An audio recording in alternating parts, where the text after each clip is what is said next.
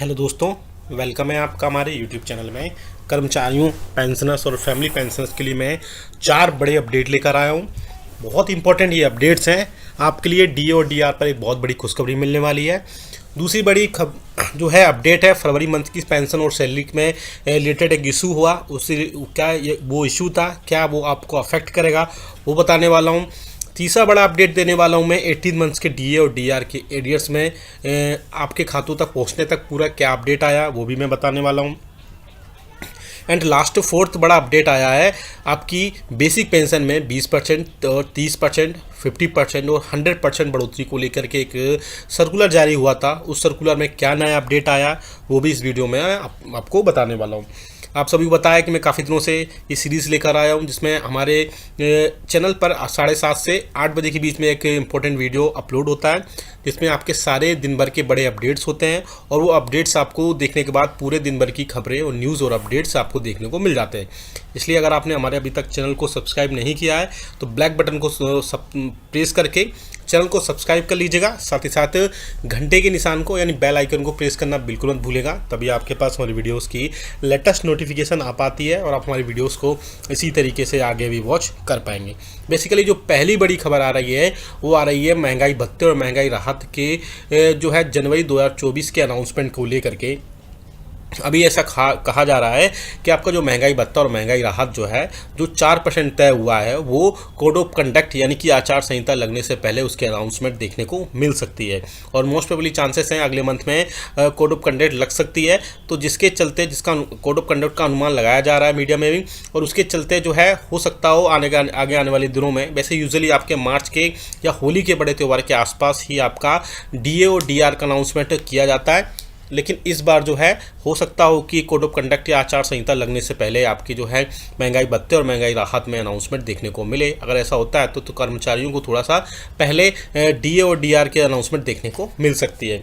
अब बात करते हैं दूसरी बड़ी अपडेट की, जो कि निकल कर आ रही है फरवरी महीने की पेंशन से रिलेटेड। कई सारे इशूज़ थे, जिसमें कई सारे जो इसमें 2 टाइप के इशूज़ थे। पहला था कि स्पर्श से जिनकी पेंशन आ रही है, दूसरा जिनकी एसबीआई या पीएनबी या बोल सकते हैं बैंक से जिनकी पेंशन आ रही है।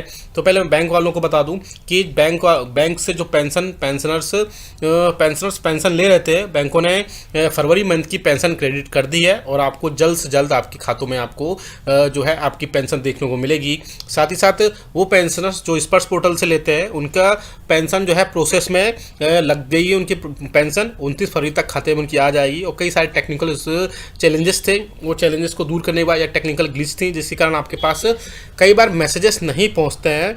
और लेकिन अगर मैसेज नहीं आते तो उसको आपको पैनिक नहीं होना है, घबराना नहीं है। आपकी जो है आपकी पेंशन आपके खातों में ज़रूर आएगी, वो भी लास्ट वर्किंग डे तक पहुंच जाती है। कई बार मैसेज डिलेज हो जाते हैं, जिसके चलते आप लोग पैनिक हो जाते हैं, लेकिन आपको घबराने की ज़रूरत बिल्कुल नहीं है। आपकी पेंशन, आपकी सैलरी आपके खातों में टाइम से ज़रूर पहुंचेगी। तीसरा बड़ा अपडेट है 18 मंथ्स के डीए और डीआर को लेकर के। बेसिकली अपडेट है डीए हाइक और 18 मंथ्स के डीएआर को लेकर के। आप देख सकते हैं ये सामने जो न्यूज़ देख पा रहे हैं आप, पॉइंट नंबर 3 की, ये इकोनॉमिक टाइम से ली गई है। इकोनॉमिक टाइम ने 25 फरवरी 2024 को ये अपडेट की है। D hike update will central government employees pensioners get 18 month DA arrears FM gets proposal, यानी कि ऑनरेबल फाइनेंस मिनिस्टर को ये प्रपोजल दिया गया है। प्रपोजल किसने दिया है, क्यों दिया है, क्या अपडेट है, सारा इसमें हम देखेंगे। बेसिकली ये जो है प्रपोजल दिया गया है भारतीय प्रतीक्षा मजदूर संघ के general secretary mister Mukesh Singh ने, और उन्होंने फाइनेंस मिनिस्टर जो है निर्मला सीतारमण जी को बोला है कि एक लेटर लिखकर कि 18 मंथ्स का डीए और डीआर का एरियर्स जो है, जो कोविड-19 के पेंडेमिक के टाइम पे रोका गया था, अब उसको बहाल किया जाना चाहिए। और इसके अलावा आप देख सकते हैं कई सारे और भी जो अलग अलग यूनियंस और फेडरेशन हैं, उन्होंने भी इस बात को सरकार के समक्ष उठाया था कि 18 मंथ्स का डीए या डीआर उनको मिलना चाहिए। आप देख सकते हैं इसमें will the central government employees and pensioners get areas for the DNS allowances and DNS relief DR suspended for 18 months during the COVID-19 pandemic. In a letter addressed to Finance Minister Nirmala Sitharaman, Mukesh Singh, General Secretary of Bharatiya Pratiksha Mazdoor Sangh, urged the central government to release the DA areas of 18 months suspended earlier. Will the central government employees and pensioners get arrears for the DNS allowances and DNS leave, ये सब चीज़ें उसमें हैं बोली गई हैं। और इसके अलावा एक और बड़ी अपडेट इसमें यह है कि 18 मंथ्स का जो इन द वेक ऑफ कोविड-19 pandemic the central government installed the payment of DNDR for 80 months for January 2020 to June 2021। Earlier in the return reply to query in Lok Sabha, mister Pankaj Chaudhary, minister of state in the minister of finance, said that arrears of DADR which mostly relate to the challenging financial year of 2021 are not regarded as feasible due to the negative financial impact of the pandemic in 2020 and the funding of the welfare measures implemented by the government। तो आप देख सकते हैं government पहले ही return order में पहले भी बता चुका हूँ, लोकसभा में बोल चुकी है कि गवर्नमेंट जो है 18 मंथ्स का DA और DR जो है इसका एरियर्स नहीं दे सकती है। लेकिन फिर भी यूनियंस और फेडरेशन ने लगातार इसके रिगार्डिंग इसमें बात पहुंचाई है सरकार तक कि 18 मंथ्स का DA और DR का जो एरियर्स है वो नेगोशिएशन की सिचुएशन में गवर्नमेंट को आना चाहिए। और सरकार अगर एक बार में नहीं दे सकती है तो 3 से 4 अलग अलग जो इंस्टॉलमेंट्स है उसमें सरकार उसको कर्मचारियों पेंशन और फैमिली पेंशन्स का महंगाई भत्ता और महंगाई राहत दे सकती है। आगे एक और बड़ी खबर आ रही है आपकी फैमिली पेंशन, आपकी पेंशन में बढ़ोतरी को लेकर के आप सामने स्क्रीन पर भी देख पा रहे हैं, जिसमें कर्मचारियों पेंशनर्स और स्पेशली फैमिली पेंशनर्स का और पेंशनर्स का इसमें किस टाइप से या किस हिसाब से आप बोल सकते हैं कि उनकी पेंशन में बढ़ोतरी होती है वो हम यहाँ देख पाएंगे। आप देख सकते हैं ये एरियर्स सर्कुलर जारी किया गया था फैमिली पेंशन 1984 की तरफ से, जिसमें बहुत सारी चीज़ें इसमें ऐड की गई थी। 30% ऑफ बेसिक पे का केसेस में क्या होगा, 50% क्या होगा, आप ये सामने सर्कुलर देख पा रहे हैं। आप देख सकते हैं पॉइंट 8.3 में सारी चीज़ें बहुत ही डिटेल में और क्लियर की गई हैं कि कब कब additional quantum of family pension और फैमिली पेंशनर्स के हिसाब से इसमें बढ़ोतरी होगी। आप देख सकते हैं from 80 years to less than 85 years, यानी 80 से 85 साल के कम के बीच में आपकी 20% बेसिक फैमिली पेंशन बढ़ेगी।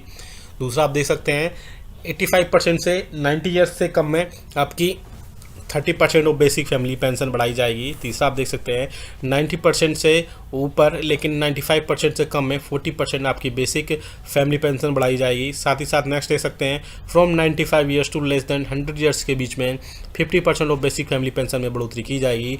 और लास्ट जो है 100 ईयर्स या मोर से ऊपर होते हैं तो 100% आपको बेसिक फैमिली पेंशन उसमें प्रोवाइड कराई दी जाएगी। इसमें कई सारी चीज़ें और भी अपडेट होंगी आगे आके, हम आपको वो ज़रूर बता देंगे। इसके अलावा सबसे बड़ी बात, पेंशनर्स को बेसिक पेंशन में कर्मचारियों यूनियंस और फेडरेशन ने बोला है कि कम से कम 1% की बेसिक बढ़ोतरी की जाए। कर्मचारियों की जब 3% बढ़ोतरी होती है तो पेंशनर्स की कम से कम 1% बेसिक बढ़ोतरी होनी चाहिए, जिससे उनको थोड़ी सी राहत मिल सके। आप भी हमें कमेंट करके बताइएगा क्या आपको लगता है कि वाकई में कर्मचारियों की तरह ही पेंशनर्स को भी उनकी बेसिक पेंशन में 1% की बढ़ोतरी होनी चाहिए, या इससे रिलेटेड आपके कोई और रिकमेंडेशन हो, सुझाव हैं तो कमेंट बॉक्स में ज़रूर लिखिएगा। और आप ये हमने पूरा जो भी बताया आप उसको डाउनलोड करना चाहते हैं तो वीडियो को लाइक करके कमेंट में यस लिख के आप इसको सीधा डाउनलोड कर सकते हैं।